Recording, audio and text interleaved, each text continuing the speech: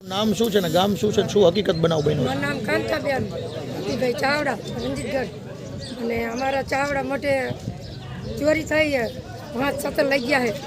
અને અમે ગયા તો બધા દાદાના બોલો ઉત્સવ હતો અહીંયા, 1:30 વાગે અમે આવ્યા ત્યારે અહીંયા ચોરી થઈ ગયેલી. તમને જાણ ક્યારે થઈ?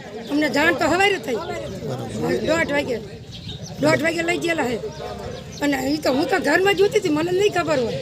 અને અમારા મેળી પર ઓલા ઘઉંનું ઢામણું પીંધું, બાજરો પીંધા અને લાકડાની તેજુરી પીંધી, પણ એમાં કંઈ મળ્યું નહીં. મારું ઘરનું હતું, પણ હું કાલ જઈને તો હું પહેરતી જઈ, એટલે મારી ચોરી નથી થઈ.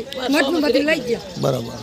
મઠની કેટલી વસ્તુ ગઈ, શું ગયું? મઠને 50,000 રૂપિયા હશે એટલા, અને ચાંદી હશે 600 ગ્રામ જેવી. મારું નામ કાંતાબેન, અને અમારા ગામમાં અવારનવાર ચોરી થયા રાખે છે. રામજી મંદિર તૂટ્યું, સ્વામિનારાયણ મંદિર તૂટ્યું હતું, ધામે તૂટ્યું હતું, શંકરનું મંદિર તૂટ્યું, અને અત્યારે અમારા માતાજીનો ચાવડા પરિવારનો મઠ તૂટ્યો. એ લોકો પરિવાર બધાય એના દાદાના ભૈરામાં ગયા હતા, તો અહીંયા અત્યારે ચોરી થઈ છે.